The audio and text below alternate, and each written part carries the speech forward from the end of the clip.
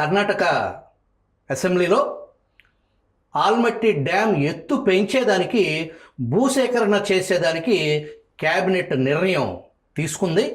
దానికి సంబంధించి హిందూ దినపత్రికలో ఇవాళ ఆ వార్తని రిపోర్ట్ చేశారు. కానీ తెలుగు పత్రికలు, తెలుగు ప్రసార మాధ్యమాలు ఎందుకు ఆ వార్తని బహుశా మిస్ అయ్యాయి. రేపొద్దున చూడొచ్చు బహుశా మనం ఆ వార్తను ప్రముఖంగా. అది ఇటు ఆంధ్రప్రదేశ్ ఇటు తెలంగాణ కలిసి పోరాడాల్సిన అంశం. అది దాని మూలం జరగబోయే దారుణ వైపరీత్యం ఏంటి, ఈ రెండు తెలుగు రాష్ట్రాలకి ఏం జరగబోతుంది అనే దానికి సంబంధించి ఆల్మట్టి ఎత్తు పెంచే ప్రక్రియకు సంబంధించిన విశ్లేషణ చేయడానికి ఎక్స్క్లూజివ్గా విజిల్ ప్రేక్షకులకు ముచ్చటించడానికి సాగునీటి రంగ ప్రముఖులు, నిపుణులు తుంగ లక్ష్మీనారాయణ గారు, నమస్కారం అండి. నమస్తే. మీరు చూసే ఉంటారు, హిందూ రిపోర్ట్ చేసింది ఈరోజు ఆల్మట్టి ఎత్తు పెంచే వ్యవహారం. గతంలో ఇదే సమస్య మీద, ఇదే ఎత్తు పెంపు కార్యక్రమం మీద ఉమ్మడి రాష్ట్రంలో చాలా ఉద్యమాలు జరిగినాయి. దానికి అటు కేంద్రం కానీ ఇటు ఇక్కడ కానీ అన్ని రకాలుగా ఎంత ప్రయత్నం చేసినప్పటికీ వాళ్ళు సక్సెస్ అయ్యారని చెప్పాలి. ఈనాటి యువతకి ఆనాటి ఆల్మట్టి ఎత్తుకు సంబంధించిన జరిగిన కుప్పిగంతులు, దాంట్లో పార్టీలు అవలంబించిన నాటి కేంద్ర ప్రభుత్వ రోల్ ఏంటి, ఇప్పుడు నిన్న ప్రత్యేకించి తాజాగా కర్ణాటక ప్రభుత్వం ఆల్మట్టి ఎత్తును మరొక్కసారి పెంచే ప్రయత్నానికి ముందడుగు వేస్తుంది. దీన్ని ఎలా విశ్లేషిస్తారు సార్? చాలా తీవ్రమైనటువంటి ఆందోళన కలిగించేటువంటి అంశం. ఆలమట్టి వెనక ఒక సుదీర్ఘమైనటువంటి చరిత్ర ఉన్నది. అంతర్రాష్ట్ర నదీ జలాల వివాద చట్టం 1956 ప్రకారం బ్రజేష్ కుమార్ ట్రిబ్యునల్ కేటాయించింది. ఆ బ్రిజేష్ కుమార్ ట్రిబ్యునల్ చాలా దుర్మార్గమైనటువంటి తీర్పు ఇవ్వడంతో ఆంధ్రప్రదేశ్ ఉమ్మడి రాష్ట్ర ప్రభుత్వమే సుప్రీంకోర్టులో వ్యాజ్యం వేసింది. ఆ తీర్పు పైన స్టే విధించబడింది. ఇప్పుడు అమల్లో లేదు. పర్యవసానంగా 1976 మే నుంచి అమల్లో ఉన్నటువంటి బచావ్ ట్రిబ్యునల్ తీర్పే అమలులో ఉన్నది. ఈ బచావ్ ట్రిబ్యునల్ విచారణ సందర్భంలోనే కర్ణాటక చాలా వివాదాన్ని లేవదీసింది. కృష్ణా బేసిన్లో 44% మాకు ఉన్నది. ఆ బేసిన్లో ఉన్నటువంటి 44% వాటాను, నీటిని కూడా మాకు కేటాయించాలని వివాదాన్ని లేవదీసింది. అప్పుడు బచావ్ ట్రిబ్యునల్ దాన్ని విధ్వంసంగా తిరస్కరించింది. అంతర్జాతీయ చట్టాలు, జాతీయంగా ఉన్నటువంటి సాంప్రదాయాలు, వినియోగంలో ఉన్నటువంటి ప్రాజెక్టుల నీటికి రక్షణ కల్పించాలి. దాని ప్రకారమే మేము కొలబద్దగా పెట్టుకొని కృష్ణానదీ జలాల్లో 75% ప్రామాణికంగా ఉన్నటువంటి 2130 టీఎంసీల నీటిని మహారాష్ట్ర, కర్ణాటక, ఉమ్మడి ఆంధ్రప్రదేశ్కు, అప్పుడు ఆంధ్రప్రదేశ్కు కేటాయిస్తున్నామని తీర్పిచ్చారు. ఆ తీర్పులో మరొక ముఖ్యమైనటువంటి విషయం, దిగువ రాష్ట్రం ఆంధ్రప్రదేశ్ నీరు తక్కువగా నదిలోకి చేరినప్పుడు నష్టపోతుంది, కరువు పరిస్థితులప్పుడు వరద నీటి ప్రవాహానికి నష్టపోతుంది. అందువల్ల మిగులు జలాలను వినియోగించుకునే స్వేచ్ఛను దిగువ రాష్ట్రమైన ఆంధ్రప్రదేశ్కు ఇస్తున్నామని బచావ్ ట్రిబ్యునల్ విస్పష్టంగా తీర్పులో పేర్కొన్నది. 1976 మే నుంచి అమల్లోకి వచ్చిన ఆ నీటిని వినియోగించుకోవడానికి వీలైన ప్రాజెక్టులు మనం నిర్మించుకోలేదు.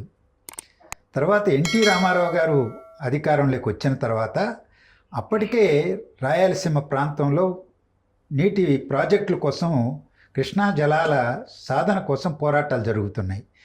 ఆ నేపథ్యంలో అఖిలపక్ష సమావేశాలు జరిగినాయి, చర్చలు జరిగినాయి. ఎన్టీఆర్ గారి కాలంలో తెలుగు గంగకి, హంద్రీనేవాకి, గాలేరు నగరికి, వెలుగొండ ప్రాజెక్టుకి ఆ, చేపట్టడానికి ఒక విధాన నిర్ణయం తీసుకున్నారు.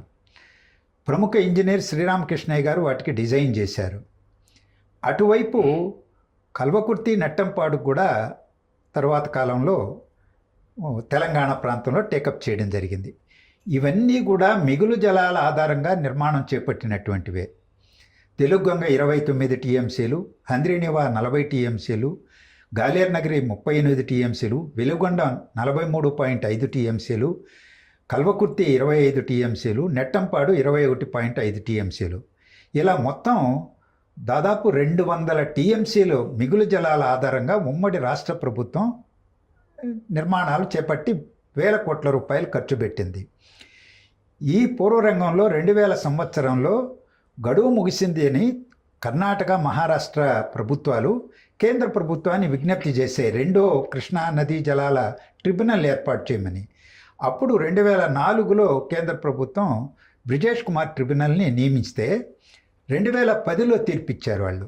ఆ తీర్పులో ఈ మిగులు జలాలను కూడా నిర్ధారించి బచావ్ ట్రిబ్యునల్ కేటాయించిన నికర జలాలను యథాతథంగా ఆమోదిస్తూ మిగులు జలాలను కూడా 65% ఎన్ని లభిస్తాయి, 55% సగటుగా ఎన్ని లభిస్తాయని లెక్కలు కట్టి వాటిని మహారాష్ట్ర, కర్ణాటక, ఆంధ్రప్రదేశ్కు కేటాయించాయి.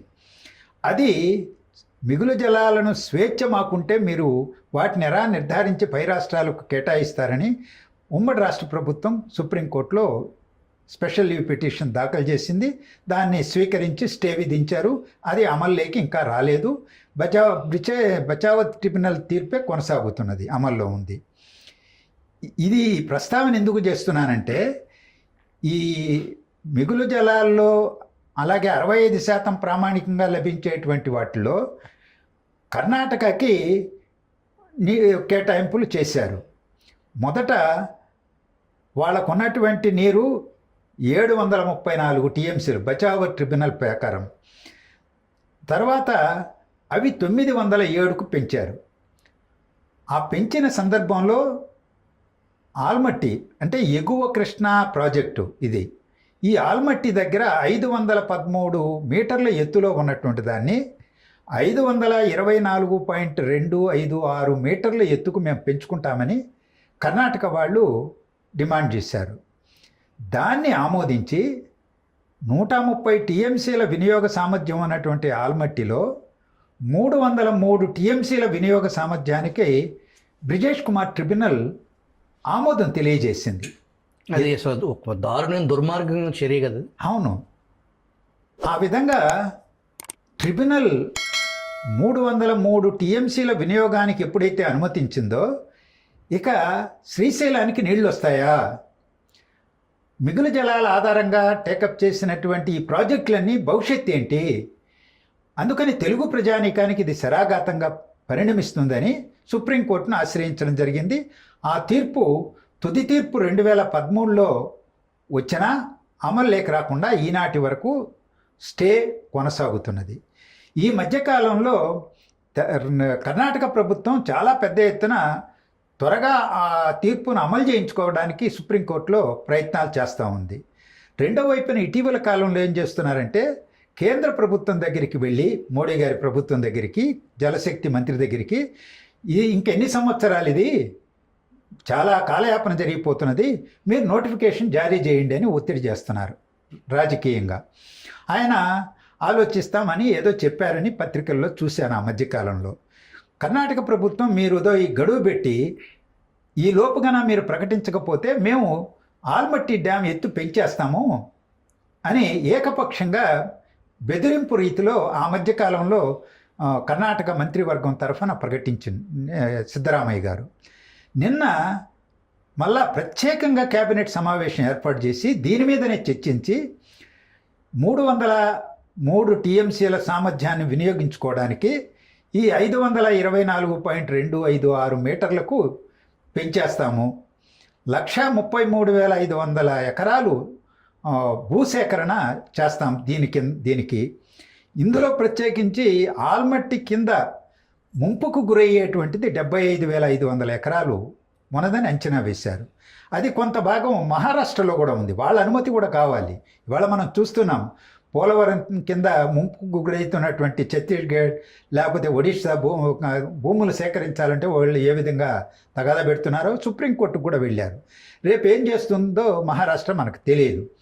మొత్తం మీద ఈరోజు ఒక యుద్ధ ప్రాతిపదికన 3 ఏళ్ల కాలంలో 70,000 కోట్ల రూపాయలు ఈ భూసేకరణకే ఖర్చు పెట్టి, అది కూడా ఎకరాకి 40 లక్షల నుంచి 30 లక్షలు మెట్ట లేకపోతే మాగాణి భూములకు లెక్కలగట్టి, కాలువల కింద దానికి 30 లక్షలు 25 లక్షల చొప్పున ఆఫర్ చేస్తూ రైతులకి ప్రలోభ పెడుతూ భూసేకరణకు ఆదేశాలు జారీ చేసినట్టుగా వార్తలు వచ్చినాయి.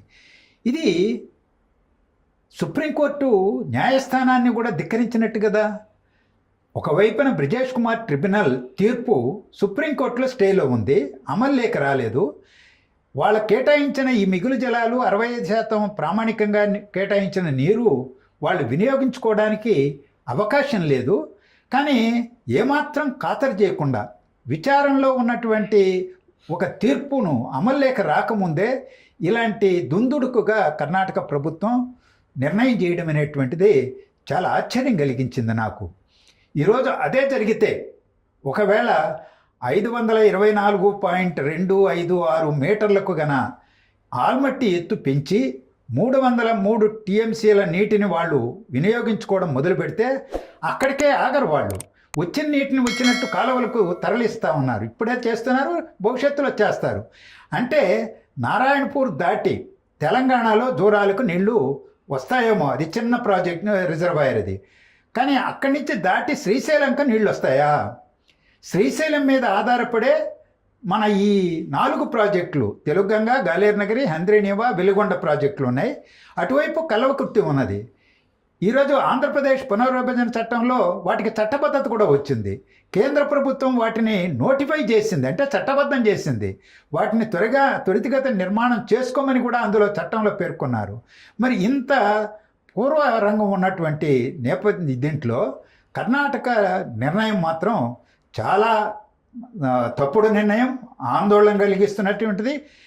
2 ప్రభుత్వాలు, ఆంధ్రప్రదేశ్ ప్రభుత్వం, తెలంగాణ ప్రభుత్వం 2 కూడా స్పందించాలి. రాజకీయ పార్టీలు, 2 రాష్ట్రాల్లో ఉన్న రాజకీయ పార్టీలు అప్రమత్తమై వీటిపైన స్పందించాల్సినటువంటి అవసరం ఉందని నేను భావిస్తున్నాను.